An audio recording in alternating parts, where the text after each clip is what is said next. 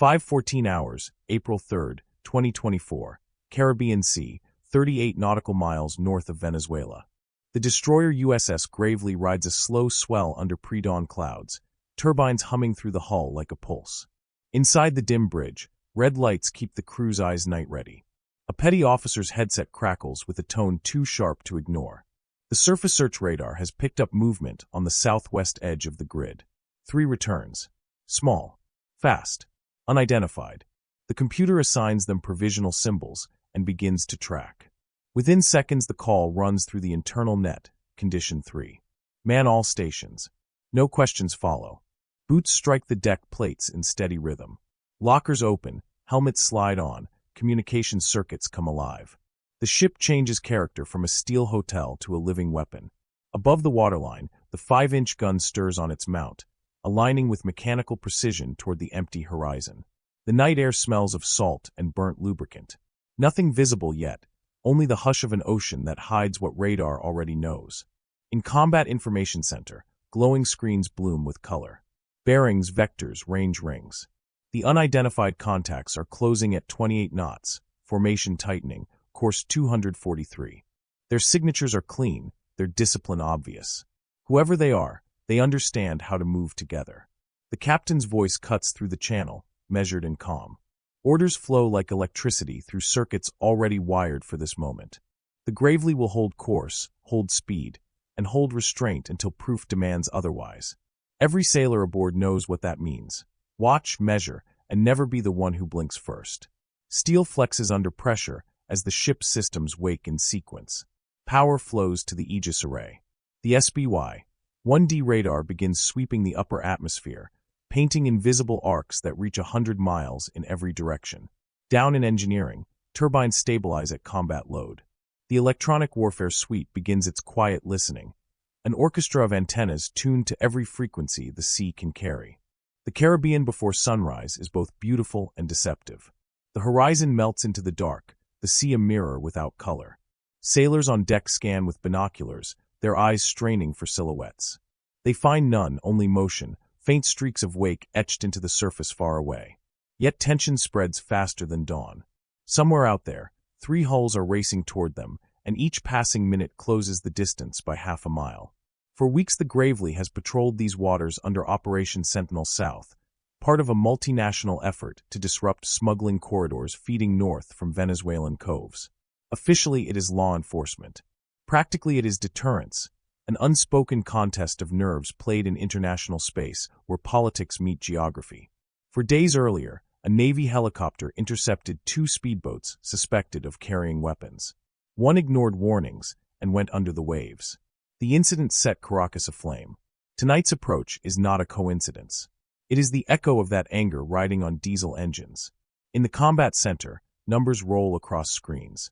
Range, 15 nautical miles and closing. Contact classification, probable military. The operations officer leans over the plot and marks each track in red. Around him, sailors monitor consoles with the intensity of surgeons. Every heartbeat seems amplified through the hull. The destroyer's main gun adjusts 2 degrees, a movement subtle yet deliberate. The gesture carries meaning in the language of the sea. We see you. The barrels of the phalanx CIWS hum to life in standby, their hydraulics whining softly through bulkheads. Each system comes online without command because training makes anticipation instinctive. The bridge windows reflect instrument glow as the captain studies the horizon through binoculars. The radar picture tells him more than his eyes ever could, but habit demands confirmation. His expression stays unreadable. Years at sea have turned emotion into discipline. He knows proximity breeds misunderstanding, and misunderstanding breeds disaster. Below deck, sailors move through narrow corridors like bloodstream cells, efficient, silent, exact. Shell handlers verify ammunition feeds, technicians calibrate sensors, communication specialists ensure redundant channels to the helicopter detachment aft. The hangar crew stands by the MH-60RC Hawk, call sign Razor 21, blades folded, systems checked. No one talks about launching yet, but the checklist runs anyway. By 5:17, the 3 contacts have advanced to 12 miles. Data confirms Venezuelan Navy identification beacons, faint but readable. Guy-class patrol boats, lightly armed, capable of 40 knots, often used for sovereignty patrols near disputed boundaries. Their arrival here, nearly 14 nautical miles off the coast, is calculated. Close enough for politics, far enough for deniability. The Gravely's crew has drilled for this hundreds of times, but drills end in laughter. Real encounters never do. The tension is invisible yet physical, pressing against every shoulder. The destroyer continues straight ahead at 20 knots, maintaining a corridor barely 3 miles inside international water. Any closer to shore, and analysts in Washington would label it provocation. The sun has not yet risen, but a faint gray leaks into the east. The ocean begins to show texture, small ridges, glimmers of reflected starlight. On that shifting canvas, something moves. Low, fast, trailing spray. The first visual confirmation flashes across the bridge. 3 wakes converging in a wide V. The electronic warfare officer notes the absence of targeting emissions. The Venezuelans are running dark, navigation radar only, no weapon locks. Intent unspoken but clear. The term in tactical manuals is aggressive shadowing. To sailors, it simply means trouble inbound. At 5:19, authorization for air launch comes through. On the flight deck, tie-downs are released. The helicopter's turbines ignite with a roar muffled by sea air. Rotor blades unfold, stretching like wings from sleep. Exhaust heat ripples across wet steel. Within a minute, Razor 2-1 lifts into the sky, banking south to intercept visually. Its downward-looking sensors paint the ocean in infrared. 3 bright streaks cut through the cool water surface, targets confirmed. From altitude the crew identifies hull shapes, Venezuelan flags fluttering from sterns, crew visible at stations. One vessel carries a raised sensor mast, another a small deck gun. They run lean and fast light. On armor, heavy on attitude. The helicopter circles high and quiet, its presence alone enough to remind them they are seen. Back aboard the destroyer, data streams merge. The Aegis system integrates radar, sonar, and airborne video into one coherent display. The combat picture sharpens until every degree of heading and every knot of speed becomes shared knowledge across consoles. The destroyer has complete awareness, and absolute restraint. Within the ship, the atmosphere compresses into stillness. Every movement is measured. Every sound seems magnified. Men and women who have trained for missile warfare now find themselves in a psychological duel fought with patience. They know that pulling a trigger is easy. Holding position is the art. Outside, the Caribbean remains deceptively calm. Dawn bleeds slowly over the horizon, turning the sky to dull silver. The Venezuelan boats maintain their approach, closing to under 6 nautical miles. At this range, binoculars reveal faces. The destroyer's hull number, DDG 107, gleams white against gray. Both sides can read each other's intent in body language alone. Orders pass quietly. Maintain speed, no targeting radars, guns visible but unfired. The Gravely silhouette becomes a statement of posture, not aggression.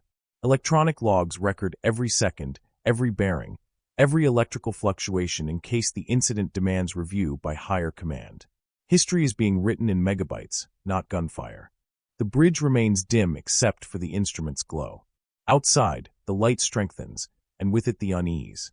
The destroyer's crew can feel the proximity of risk like static in the air. Yet procedure governs emotion. They continue forward, engines steady, turbines humming underfoot, the horizon ahead glowing faint gold. 5 minutes stretch into 10. The unknowns draw nearer, 5 miles, then 4.8. The helmsman adjusts a fraction of a degree to maintain international boundaries. Lawyers would call it compliance. Sailors call it survival. The line between caution and cowardice becomes razor thin, measured in nautical miles and human restraint. Inside Combat Information Center, the digital clock clicks 5:22. 3 red markers pulse on the display, overlapping outer defense rings. The Venezuelan boats are now within visual range of every watchstander on deck. Binoculars follow them like crosshairs. Tension mounts, but training holds. The destroyer neither accelerates nor deviates. It simply exists, immense and deliberate, daring the smaller vessels to decide what happens next. The first rays of sunlight break through low clouds, striking the Gravely superstructure. Aluminum and steel flare in sudden brilliance. For an instant, the scene looks ceremonial rather than hostile. 2 navies caught in the same sunrise, pretending it means peace. Then the moment fades. The boats keep coming. From above, Razor 2-1 transmits final verification.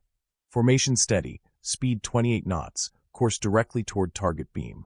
The information flows to the captain's screen without comment. He already knows. The rhythm of the engines, the tone of the crew, the silence on the radio, they all speak louder than words. The destroyer remains on mission, patrol, presence, deterrence. It has done so across half the world, from the Mediterranean to the Baltic, but never this close to such volatile politics. Here, every movement could become a headline. The weight of diplomacy rides alongside the weight of steel. As the clock ticks toward 5:25, the confrontation sharpens into inevitability. Two paths converging on open sea, one side testing, the other refusing to yield. The Gravely sensors record the world with mechanical indifference, yet every human aboard feels the narrowing gap like a hand around the throat of calm. The ocean between them is now less than 4 miles wide. Spray from the Venezuelan bows rises in bright plumes under new sunlight. The destroyer's gray hull gleams wet. Somewhere deep inside the ship, the data linked to Southern Command updates automatically, coordinates, headings, timestamps, evidence of discipline in motion. Above it all, the narrator's silence holds. The sea breathes. The machines hum. And the distance that separates peace from conflict continues to shrink with every turning propeller. The first Venezuelan patrol boat cuts across the swell like a blade, wake glowing in new sunlight. Its hull number is unreadable through haze, but its course is undeniable. The second and third vessels maintain formation 200 meters apart, throttles open, producing that deep-pitched roar that sailors recognize as pure defiance. To the crew of the Gravely, the noise reaches the bridge long after radar has confirmed intent. Sound travels slower than certainty. Inside the destroyer's combat center, the air feels compressed. Each operator watches the same digital image, 3 red markers advancing in perfect geometry. On the command display, a translucent circle represents the boundary where deterrence becomes danger. The markers are seconds away from crossing it. Nobody speaks. The captain's eyes move from screen to horizon. He measures each breath as if it might carry consequence. Below, the 5-inch gun rests in traverse. Its barrel has not shifted since the first movement westward, but power hums through the system, electrical muscles waiting for thought to become command. The ammunition hoist is loaded, the breech open to empty air, a gesture that says readiness without invitation. The crew around it barely move. Their helmets shine with condensation, their hands remain on rails, their discipline absolute. From above, the Seahawk circles. Its sensors draw white trails on infrared display, 3 hot wakes converging toward the destroyer's beam. In the cockpit, no words are wasted. The crew watches through stabilized optics, recording every maneuver, relaying speed, range, bearing. The picture they send to Gravely screens is precise, emotionless, final. Back on the bridge, sunlight breaks through thin clouds and fills the compartment with pale gold. The helmsman squints against glare. The captain stands behind him, one hand resting on the back of his chair, the other on the intercom control. He does not raise his voice. Authority does not need volume. The ship holds steady at 20 knots. Engines respond with a steady vibration that travels through the soles of every boot. The Venezuelan boats adjust course again. The lead vessel angles closer, bow cutting toward Gravely's starboard beam. The others follow in offset formation, a textbook intercept approach used by navies that study the same manuals. Their intent is unmistakable: intimidation without contact. The game is proximity, not firepower. The destroyer's communication array transmits the standard warning. Calm, professional, rehearsed countless times. Venezuelan naval vessels, this is a United States warship operating in international waters. Alter course immediately. It goes out in English first, then Spanish, both languages carrying the same unyielding tone. Static answers. The sea holds its breath. In Combat Information Center, the watch officer counts seconds between transmission and silence. When none replies, he looks to the captain. The response is a small nod. Maintain course. Maintain posture. The destroyer does not blink. At 5:28, range closes to 4.7 nautical miles. Close enough for binoculars to catch glints of metal on the enemy decks. One sailor on the lead boat raises an optical device, camera or rangefinder, impossible to tell. The destroyer's sensors note the gesture automatically, tagging it in data logs. On the bridge, no one reacts. Reaction is what the other side wants. Down below, machinery hums louder as turbines hold at full combat power. Cooling pumps run, gyros steady the hull, electronics sip electricity by the megawatt. The Gravely becomes a single coordinated heartbeat of metal and discipline. She was built to launch missiles across oceans, yet today her mission is to not fire at anything within sight. The Venezuelan formation holds its line. Wake foam catches sunlight, white against blue, a signature as bold as any flag. At 5:30, the destroyer's internal clock marks the half-hour since first contact. 30 minutes that feel like an entire campaign. In that time, the distance between diplomacy and escalation has been measured in meters. The electronic warfare suite reports no targeting radar, no missile control frequencies. The boats are silent except for navigation radar and VHF chatter between themselves. Controlled friction, exactly what analysts predict in every simulation. The danger lies not in technology, but in the fragile psychology of men watching each other through magnified glass. On deck, sailors stand at stations beside the phalanx CIWS. The weapon's twin barrels rest low, not yet trained but powered. Hydraulic motors whine faintly as they maintain readiness. Each operator knows that once it locks onto a target, it will fire automatically until thread is gone or ammunition spent. Everyone hopes the order never comes. From the helicopter above, the radio finally crackles. One short transmission from the Venezuelan boats. Thick accent, firm delivery. United States vessel, you are approaching our territorial waters. Identify your purpose. The message routes through relay to the destroyer's bridge. The captain answers without pause. This is USS Gravely.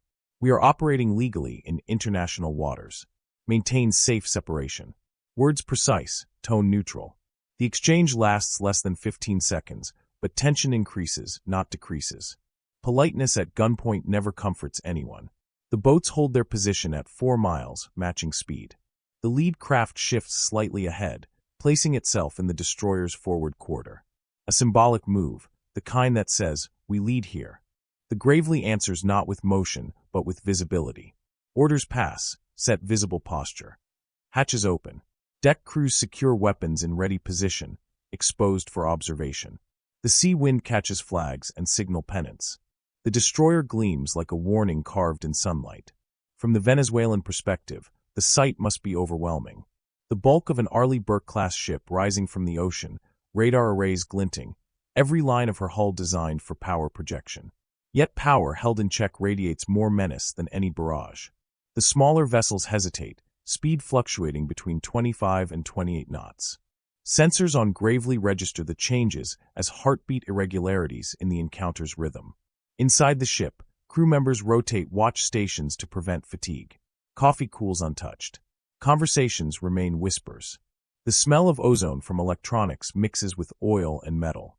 They are living inside a potential headline, every second broadcast by data link to analysts thousands of miles away. None of that changes their focus. Their world is confined to radar scopes and horizon. At 5:32, the lead Venezuelan vessel performs a slow arc across the destroyer's path, not close enough to provoke collision, but near enough that any miscalculation would demand evasive action. The helmsman grips the wheel, waiting for command. The order does not come. Gravely maintains line and speed. The two hulls pass within visual handshake distance, a gray mountain and a dart of fiberglass sharing the same patch of ocean without touching. Salt spray from the smaller boat drifts across the destroyer's bow like a signature written in mist. Above them, the Seahawk circles, capturing video, lenses glinting. Its rotors send shimmering rings across the sea's surface. The shadow it casts moves over both navies, one moment on American steel, the next on Venezuelan paint. For a heartbeat, they exist beneath the same mechanical halo. Then comes the turn. The lead boat begins to veer eastward, drawing its companions into line. The radio remains silent.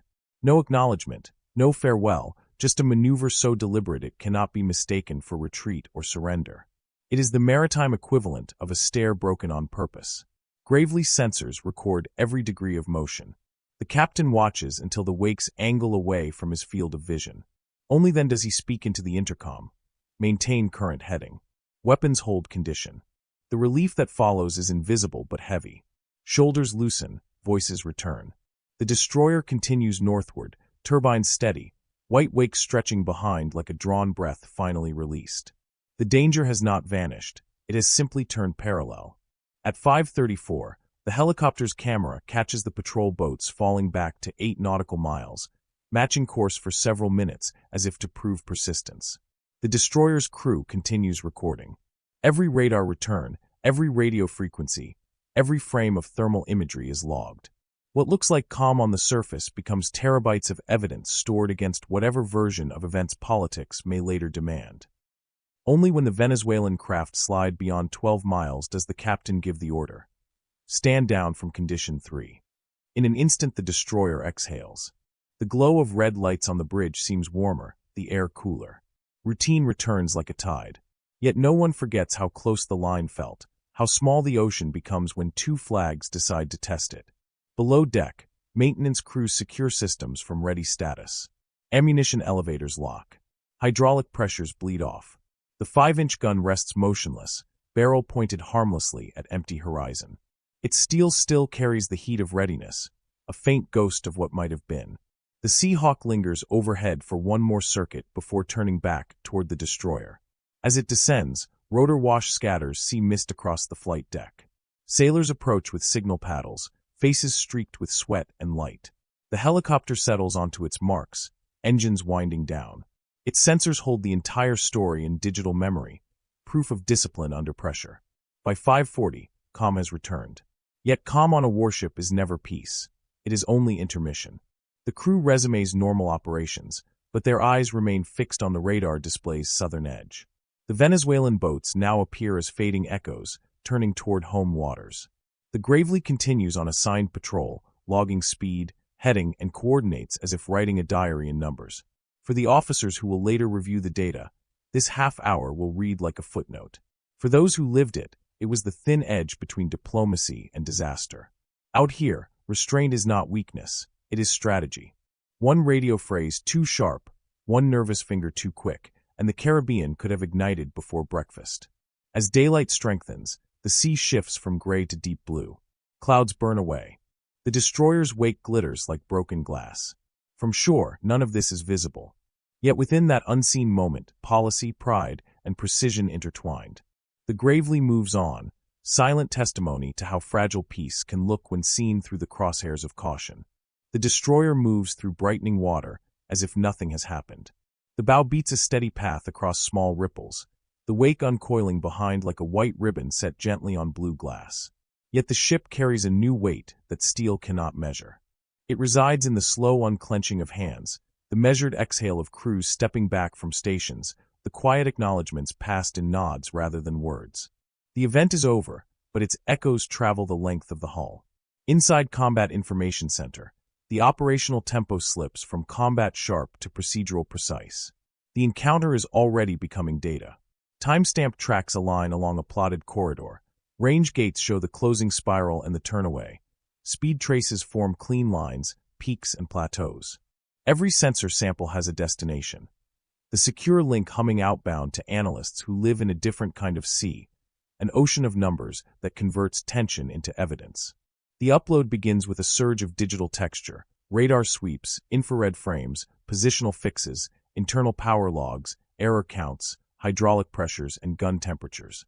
The destroyer does not tell the story in adjectives. It tells it in numbers. On the bridge, red lighting fades to standard illumination. Daylight fills the window panes, and the horizon sharpens into a clean edge where air meets water. The ship holds patrol track. The line was set days ago and does not change for emotion. Helm inputs remain small, almost imperceptible, minor adjustments to compensate for wind and current. Their subtlety communicates confidence. The ship neither flees nor chases, it simply continues. Aft, the flight deck team recovers from adrenaline's long arc. The helicopter's engines shrink from roar to idle to a slow turbined hush. Crew step down with practiced motions, kneeling to secure tie-down chains, inspecting mounts, checking sensors. The air carries the scent of hot fuel and salt. A maintenance log opens, and the aircraft writes its own account of the morning in characters only a hangar crew would love. Blade hours, gearbox temps, MTBF deltas. The Seahawk has done its part, eyes above a quiet crisis, and now it folds to rest under a sun that earlier seemed reluctant to rise. Below decks, compartments return to their baseline rhythm. The 5-inch mount cools silently, heat evaporating from its steel like breath on cold glass. Ammunition crews secure lockers and count inventory by touch, then by sight, then by touch again. Habit enforces certainty. Engineering settles into that steady engine hum that sailors know as the comfort of predictability. The turbines no longer hold at full combat readiness, but their heartbeat remains strong, a reassurance that power waits patiently underfoot. In the message center, formal reporting flows in a cadence as old as navies. A situation summary frames the encounter without flourish. The language is distilled to essentials: time, place, heading, CPA, speed, emissions, posture, outcome. No superlatives are recorded. The readers far ashore do not require them. They will insert their own, depending on preference and position. The carrier of the story, the destroyer, stays indifferent. It knows that precision outlasts passion. Out beyond 12 nautical miles, the Venezuelan patrol boats hold to a new vector.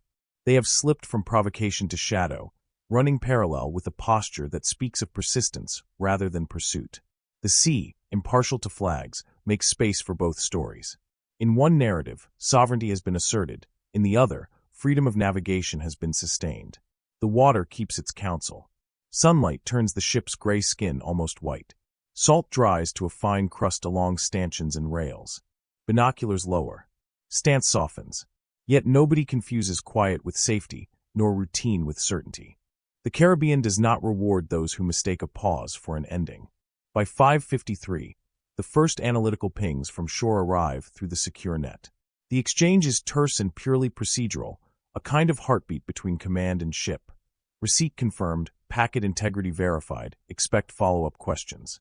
On board, the questions are already anticipated and answers already drafted.